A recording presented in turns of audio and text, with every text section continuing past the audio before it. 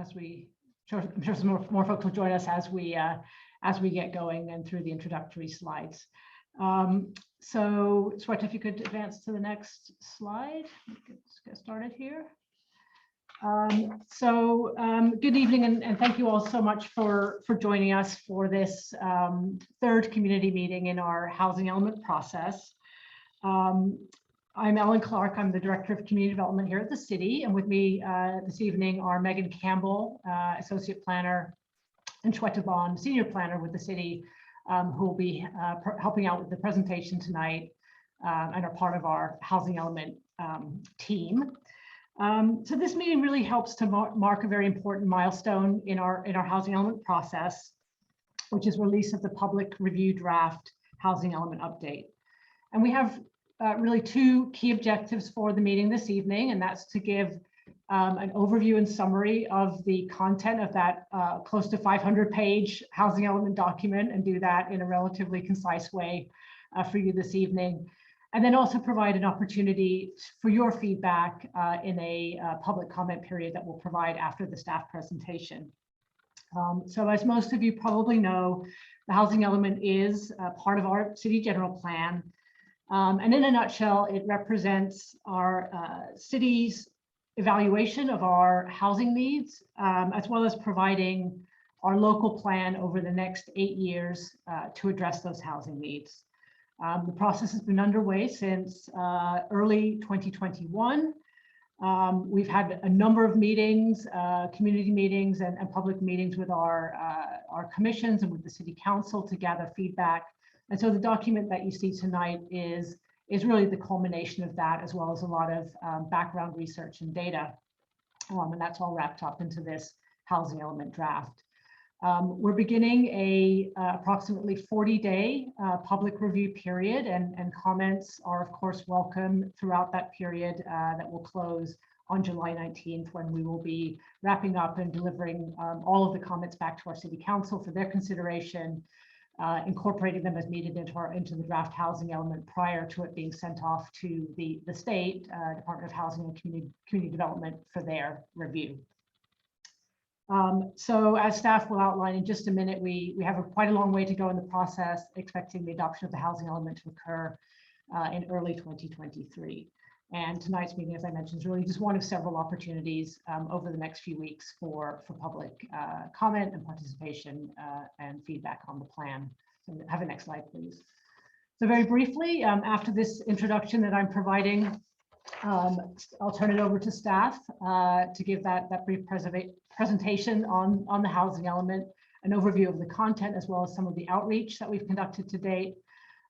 Staff will touch on some of the key elements of the housing element, including the site's inventory. That's our zoning plan, really, to accommodate future housing in the city, as well as the goals, policies, and programs, which are the commitments that the city will be making to help to encourage and preserve existing housing within the city, as well as an overview of what will happen next in the process. And then, as I mentioned, providing some time for anyone to submit verbal comments at the meeting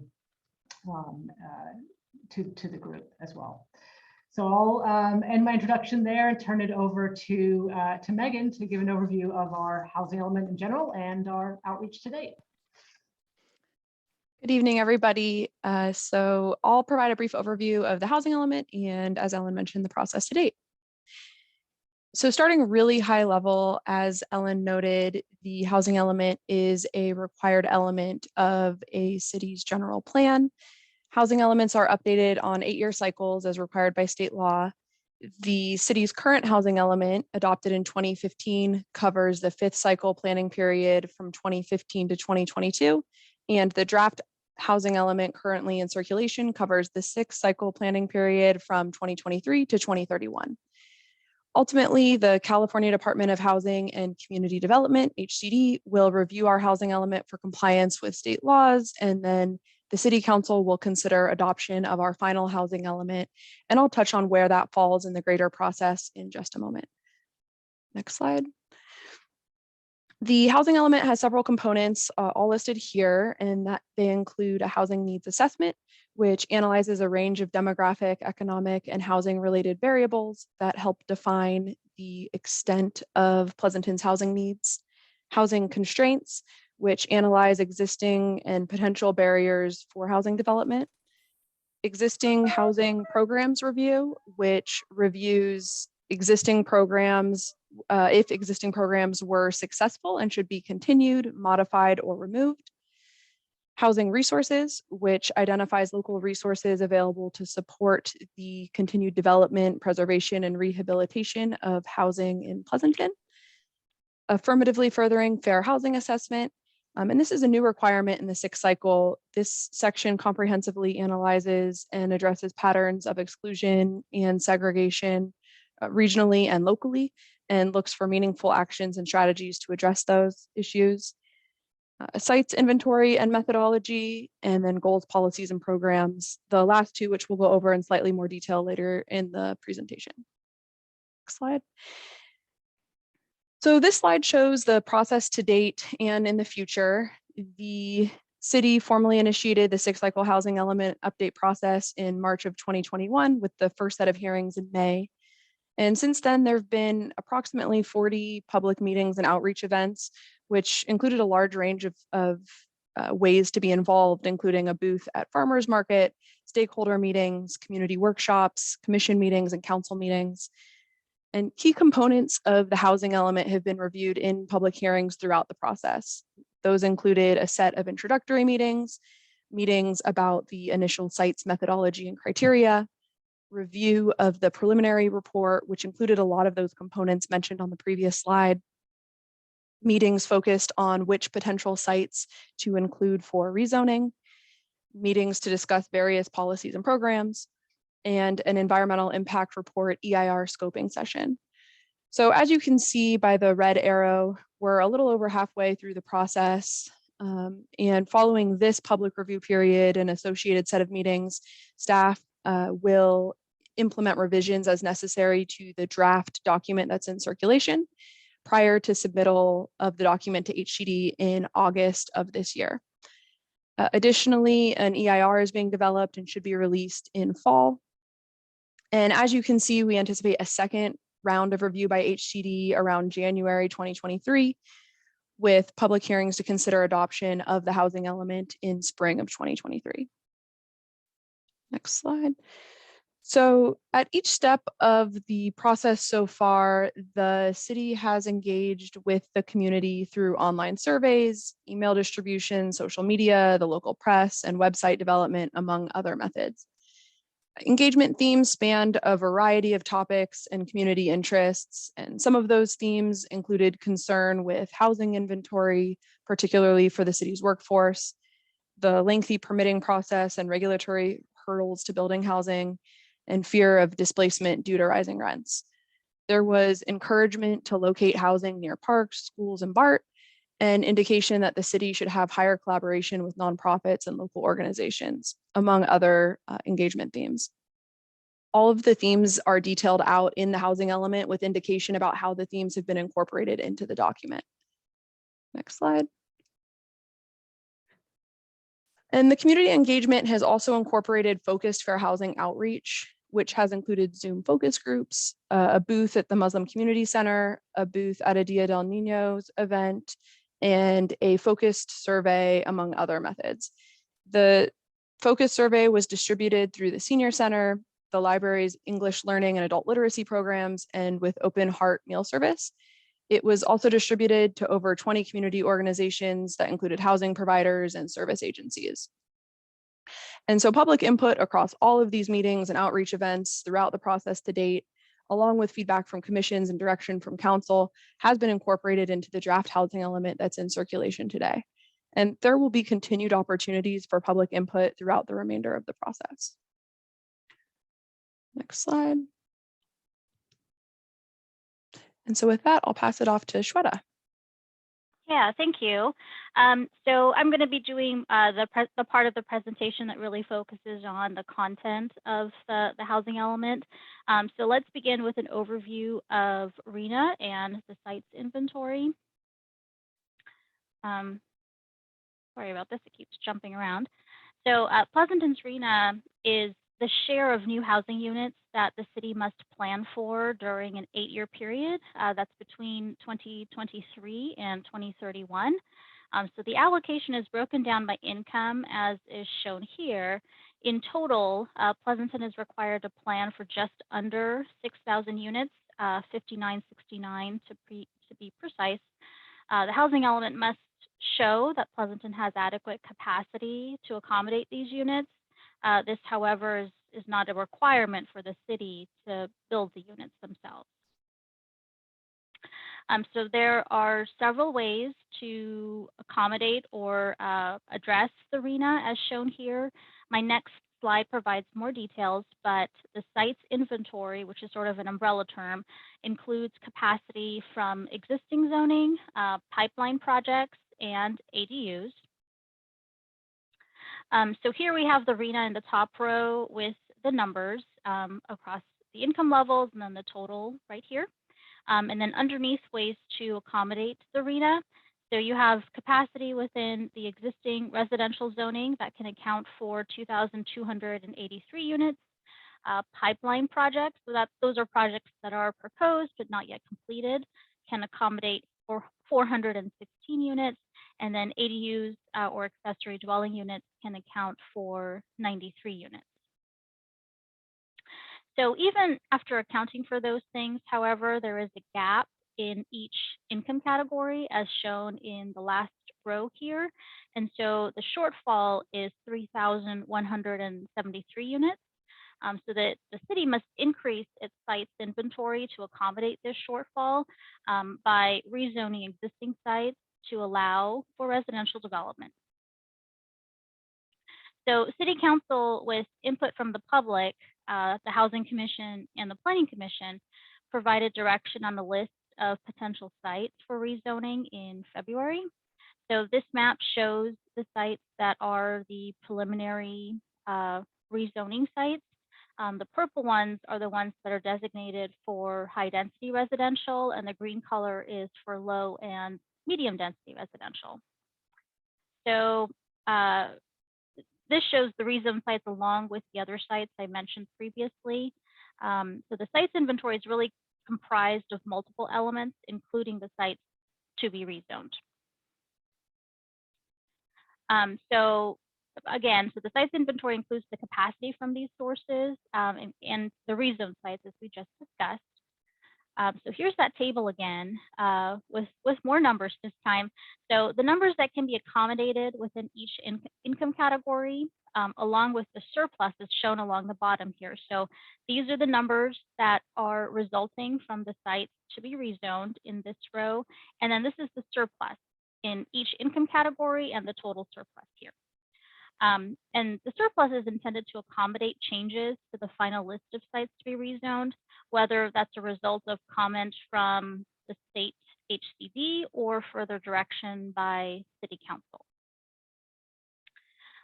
So where the 4 elements on the left add to the site's inventory, the elements on the right in red, the environmental review and the state HCD review, could result in the removal of sites from the inventory list. So therefore, City Council later this year would make refinements to the site's inventory based on state review, the environmental analysis, and public input.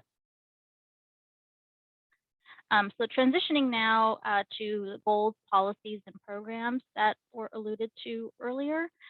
They're all in section 4 of the document and serve as the city's strategy for addressing its housing needs. So the goals are the aspirational purpose statements. They're supported by policies and programs. There are 7 goals in the draft housing element. I'll cover each one in a bit more detail momentarily. And then the policies are the preferred course of action, and the programs are the actionable steps to implement the goals. So starting off with goal 1, which is to meet RHNA.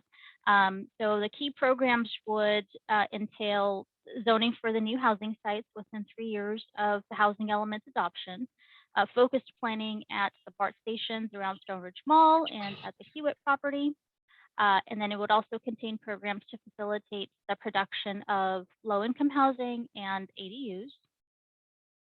Goal 2 is related to housing diversity, meaning that its programs entail modification to the inclusionary zoning ordinance, or the IZO, review of the lower income housing fee, education programs and information, and then support to access rental housing.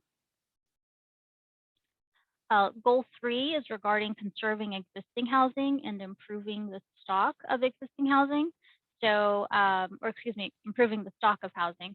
So the programs under this goal entail preserving, for example, the existing stock of mobile homes and mobile home parks, allowing manufactured homes, and supporting the rehabilitation of substandard housing.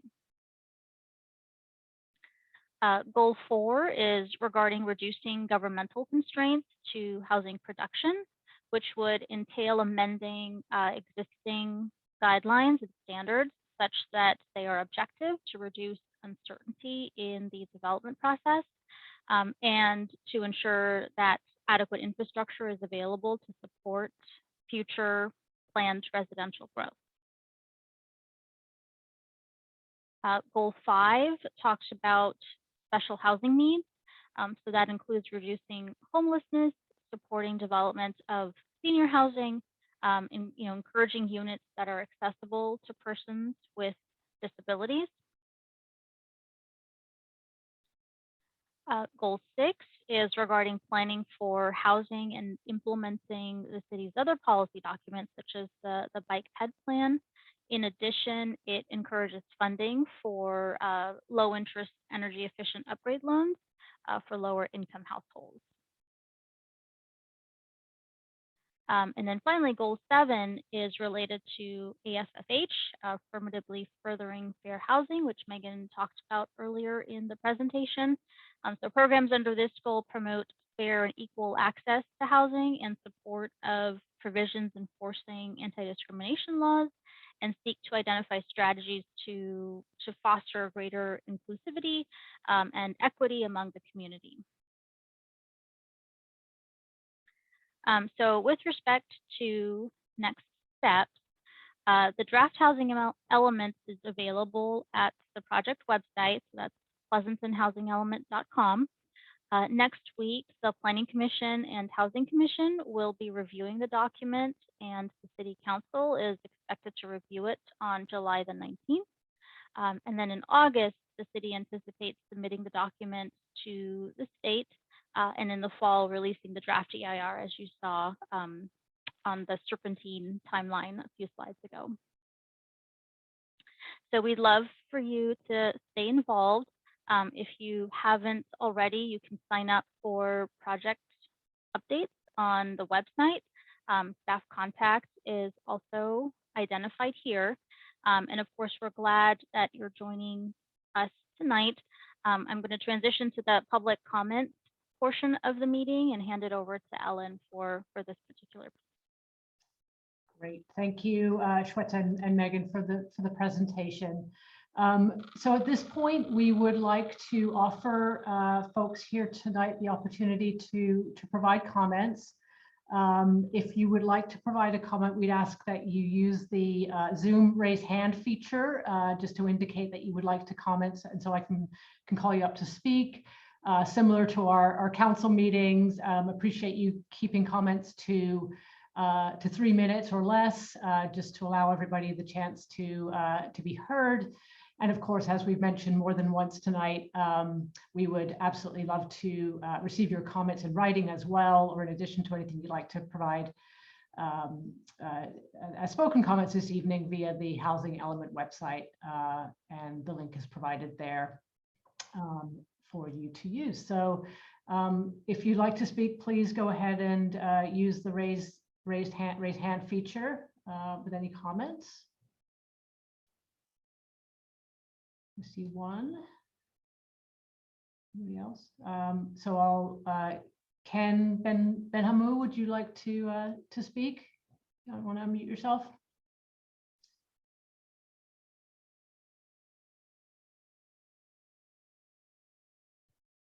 Ken,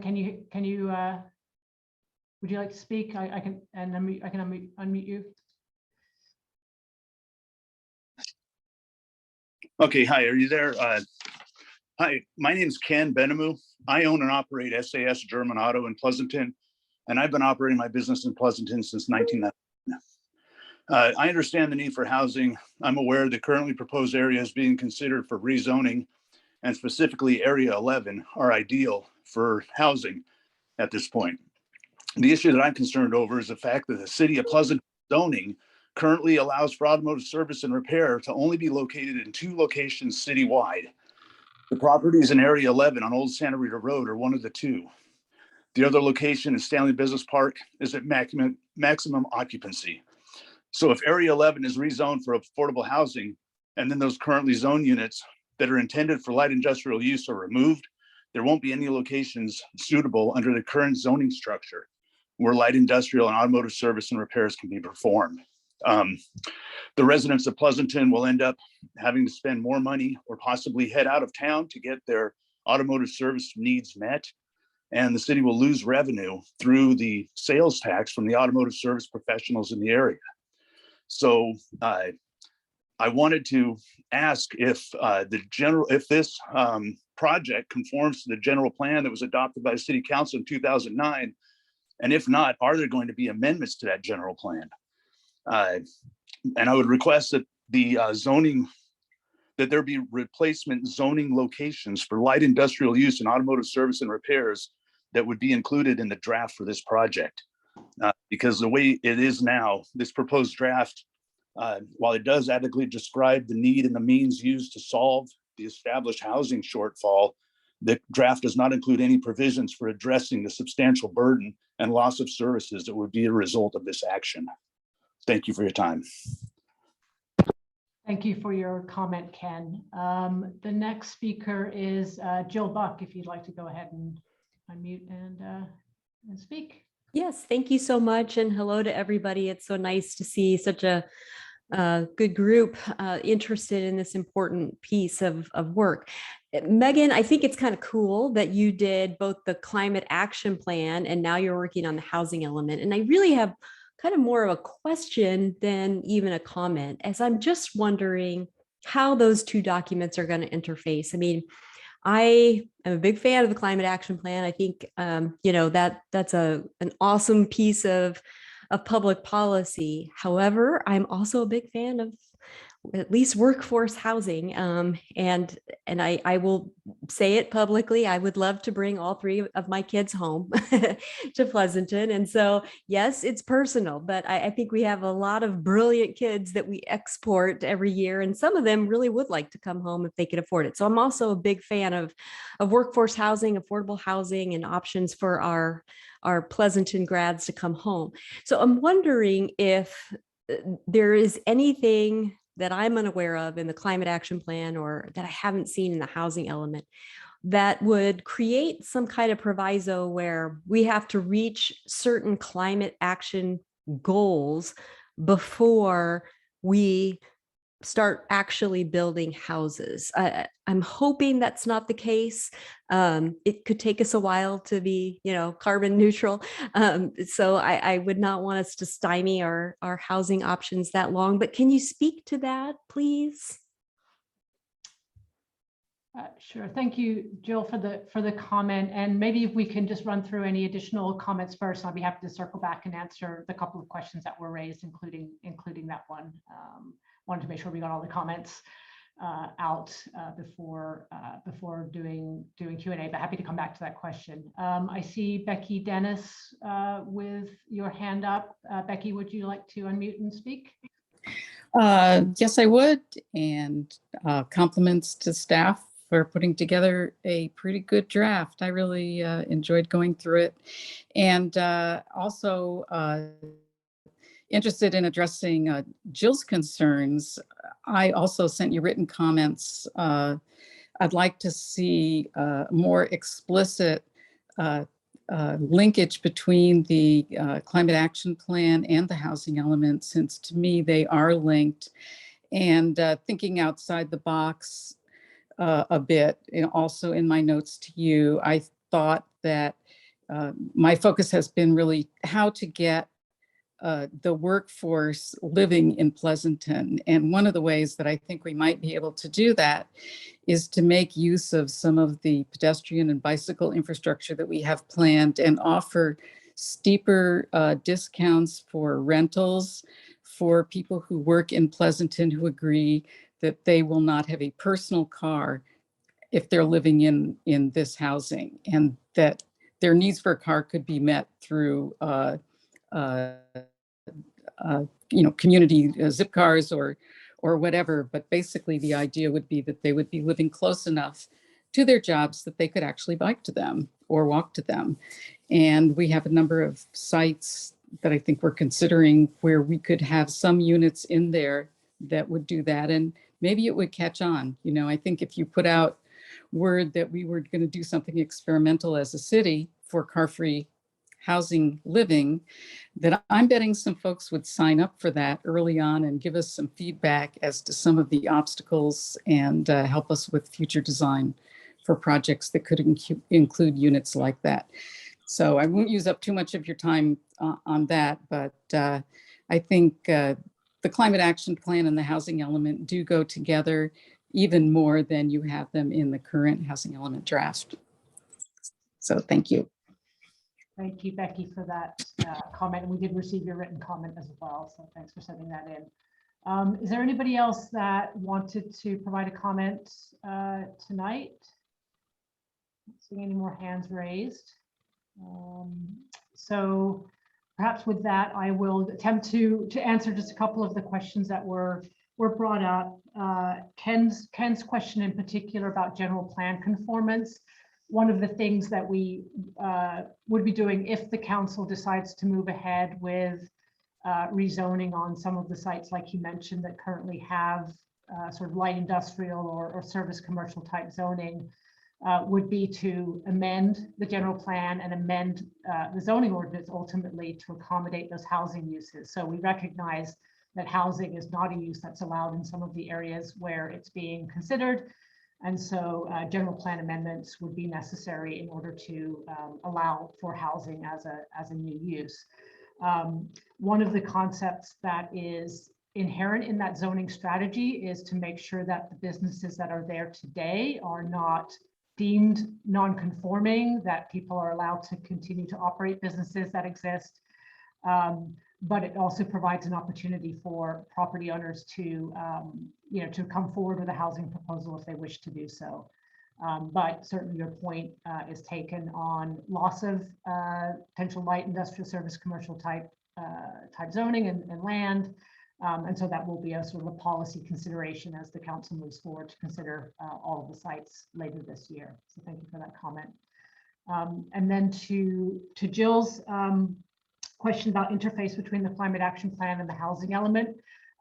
There's no threshold of CAP compliance. They're really two separate areas of state law that we are attempting to be consistent with. We have a mandate from the state to prepare this housing element to plan for future housing. And so that's done sort of irrespective of climate goals. However, it does broadly interface with many of the state's goals and our local goals, because things like addressing the jobs housing imbalance and providing more opportunities for people to live closer to where they work, to reduce their commutes, is certainly a very strongly emphasized strategy in the climate action plan. Many of the sites that are being considered are close to transit and close to BART and other our bus lines, and within some of our more walkable neighborhoods. And so that's indirectly, I think, a strategy that can help to marry up the goals of the climate action plan and the housing element. There are several goals in the housing element also about energy efficiency. And as you know, Jill and others, the climate action plan has some measures that do require new buildings to be all electric, to be more energy efficient than the current building stock. So we know that new development will be more energy efficient, more climate friendly as well. But I also appreciate your comments about could we do more, and that's certainly a comment that we can consider in the process. I think I saw a hand go up, maybe I was mistaken there. So I think hopefully that answers your questions a little bit. Anybody else before we close the public comment? No, don't see anybody. So I think we'll just move on with some closing slides. Shweta, could you bring back up just the final one, just to remind people of our contact info? So as Shweta mentioned, we are really thrilled with the level of public engagement that we've had so far in this process over the course of our 30 or 40 meetings during the course of this process to date. Would love for you all to continue to remain engaged. The best place to do that is through our housingelement.com website.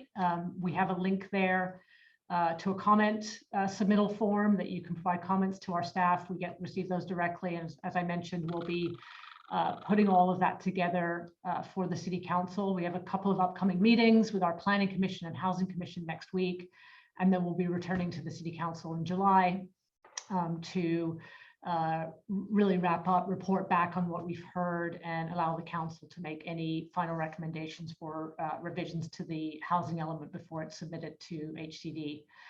If you do have any comments or questions, Megan Campbell is your main contact. Megan's direct line and email is there below. She's very reachable, so would certainly encourage you to reach out to her. So with that, I think, again, I really appreciate you spending time and part of your evening with us to be engaged with this important topic. And we certainly look forward to hearing more of your comments as we go through this public review process and the remainder of the housing element process. So thanks again for being here, and have a good evening.